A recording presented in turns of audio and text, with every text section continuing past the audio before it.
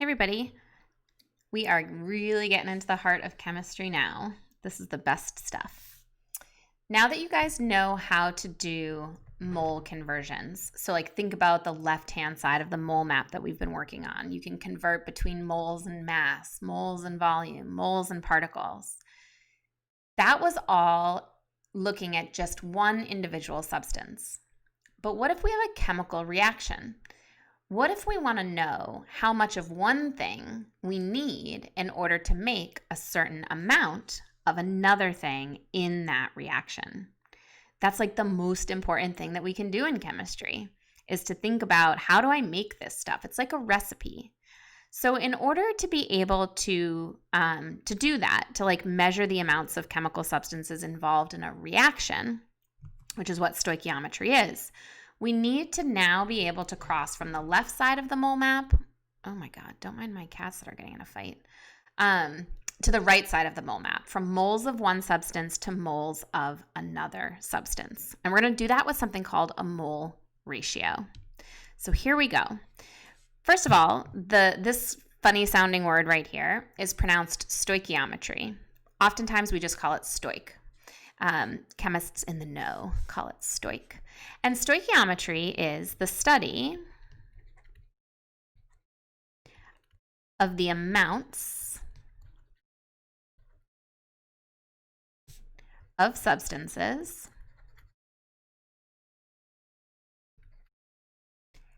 involved in chemical reactions. I'm running out of room. Just abbreviate reactions. Okay. In other words, this study is going to help us determine how much of one thing we need in order to make a certain amount of another. And the connector between moles of one substance and moles of another substance is what we call the mole ratio. And these are the coefficients in the balanced chemical equation.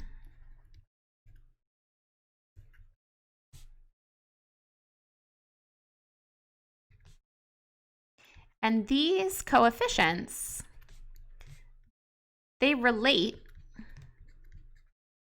the amounts of substances to one another.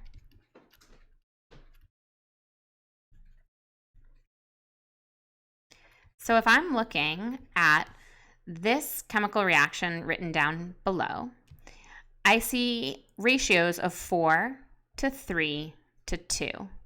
And these are what we call mole ratios.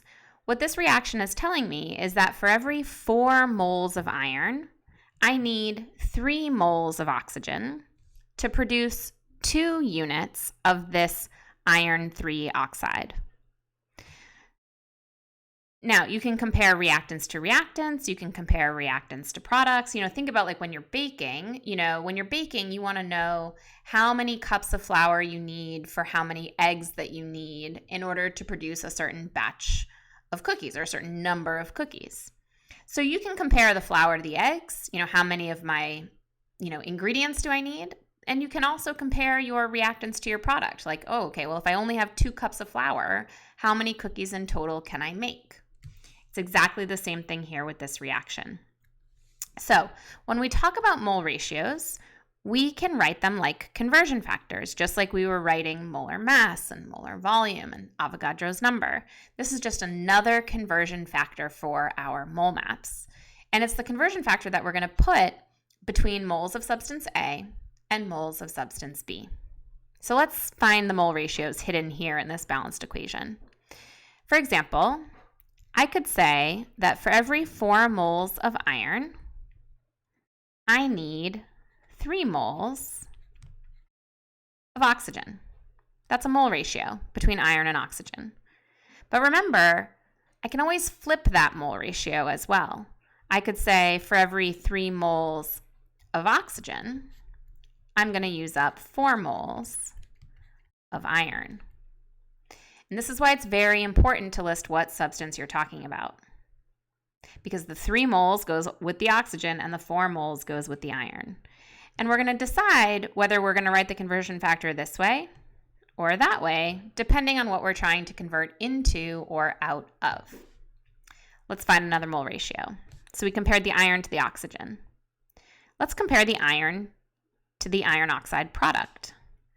For every 4 moles of iron, I'm going to produce 2 moles of the iron 3 oxide. And again, right, I can flip it. 2 moles of the Fe2O3 for every 4 moles of iron. And then look and see what's the last thing that we haven't compared yet in this particular reaction. We haven't compared the oxygen to the product. So for every 3 moles of oxygen that we use up, we're going to be able to make 2 moles of the product. And of course, we can flip it. 2 moles of product requires 3 moles of the oxygen reactant. So these right here are the mole ratios. And on your mole maps, you now have the conversion from moles of A to moles of B. You're going to use, maybe I'll pop a little different color in here. You're going to use the mole ratio. And where do you get the mole ratio? From the coefficients of your balanced equation. Okay, so let's practice using these mole ratios as conversion factors. Let's look at our example problem down below. This problem says, calculate the number of moles of water produced when 1.5 moles of methane are burned completely in oxygen. Well, first things first, right? We have to start with a balanced chemical equation. So I have 1 carbon on the left and 1 carbon on the right, so that's balanced. 4 hydrogens on the left and only 2 on the right. I'm going to pop a 2 out in front of my water. So now I have 4 hydrogens on the right. And I have 4 oxygens in total on the right as well. So 2 times the 1 is 2 plus the 2 from there. So that's 4 oxygens on the right-hand side. So I need a 2 in front of my oxygen on the left. So 1 to 2 to 1 is my balanced equation. Now, I always recommend listing your known and your unknown values whenever you're doing these problems. Okay, it's just really good technique. That way you don't forget what substance you're working in and what substance you're trying to get to. So this problem says that I have 1.5 moles of methane. So that's my given value, 1.5 moles of methane. And the question is asking, how many moles of water will I produce? So question mark, moles of water. Always start your dimensional analysis or your conversions with your given value, 1.5 moles of methane. So I'm in moles of substance A, and I want to convert to moles of substance B. So I need to use my mole ratio. Now I know it's a 1 to 2 ratio, but you have to be careful that you put the correct unit on the top versus the bottom. So where should that 1 mole of methane go? So the proportion is 1 to 2. The 1 mole of methane should go on the bottom, because we're trying to convert out of moles of methane, so those will cancel, and into moles of water. Because we know that for every 1 mole of methane, we're going to get 2 moles of water. So that must mean this reaction is going to produce 3 moles of H2O. Notice I have the correct number of sig figs, I have a unit, and a substance. Here is where labeling is going to be super, super important. You could also pause right here, you guys, and if you did not fill out the right-hand side of your mole map, you know, conversions between moles, particles, moles, mass, moles, and volume of another substance, that side of your mole map is going to match exactly the left side. Mole conversions are no different depending on what the substance is. Just depends on, you know, state of matter and what type of thing you're trying to convert into. So now you can see how far around that mole map we can actually travel. We can do real stoichiometric calculations. So go ahead and turn the page. If you're working with your mole map, you guys, stoichiometry is really, really simple. So pull out your mole maps, have them handy. It's going to walk you through how to convert from one thing of one substance, like let's say mass of one substance, to volume of another. Or maybe you're converting from particles of one thing to mass of another. Lots of different types of stoichiometric calculations we can do, and as long as you keep track of your known and your unknown values, you're never going to go wrong. Oh, and as long as you label everything. Okay, so first things first, we need a balanced chemical equation. This problem says that ammonium nitrate, so NH4NO3, it's an ionic compound, so I'm going to assume it's a solid, decomposes into, what does it produce here? Dinitrogen monoxide gas, so N2O gas, and water. So that is my decomposition reaction. Now we need to make sure we balance it. So on the left-hand side, I have 2 nitrogens, and on the right-hand side, I have 2 nitrogens. On the left-hand side, I have 4 hydrogens, so I need a 2 out in front there. And on the right-hand side, I have 2 oxygens, plus that 1 makes 3. Oh, look, perfect. There's a 3 right there. So my mole ratios are 1 to 1 to 2. Okay, now I'm going to put my knowns and my unknowns under my balanced equation. So the question says, determine the mass of water produced. So I'm going to go question mark grams underneath my water, because that's what the problem is asking me to find. If 25 grams of the ammonium nitrate decomposes. So if you're thinking about your mole map, you're starting off in mass of substance A. And it wants you to go all the way across to mass of substance B. But you can't just convert from this to that. There's no mass to mass conversion factor here. I have to go from mass of A into moles of substance A, and from moles of substance A to moles of substance B, and then from moles of substance B to mass of substance B. Simple. Keep track of your units and your substance, and you're not going to go wrong. Here we go. Start with your given value. 25 grams of NH4NO3. I know you're going to get tired of writing the substance every single time, but please just do it so that you don't make any silly mistakes. All right, so to go from mass of one thing to moles of another, we need to use the molar mass. So I'm going to go ahead and calculate the molar mass of the ammonium nitrate real quick. Plus that. I get a molar mass of 80 grams. So 1 mole, hopefully you're calculating along with me, checking me in case I make any mistakes. You can send me some angry emails. 1 mole of ammonium nitrate has a molar mass of 80 grams. All right, so I've gone from mass of A to moles of A. Now I need to go from moles of A to moles of B. That's where my mole ratio comes into play. So where do I get that mole ratio from? These coefficients from my balanced chemical equation. The 1 mole of the ammonium nitrate is going to go on the bottom because that's what I'm trying to convert out of, NH4NO3. And I'm trying to convert into moles of water, 2 moles of water. So now I've successfully converted into moles of B.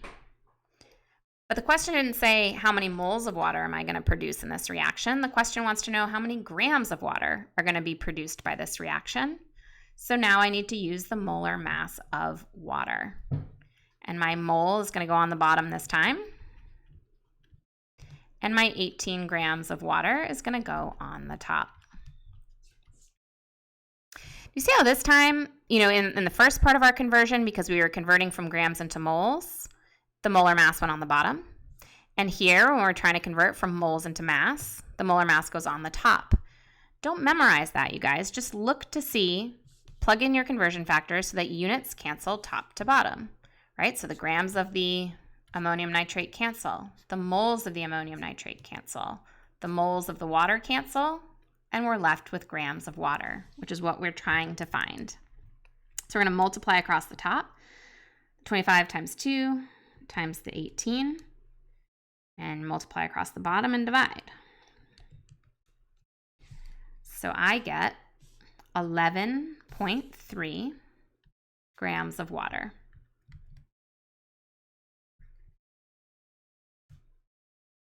There you have it. You did your first real stoichiometric calculation.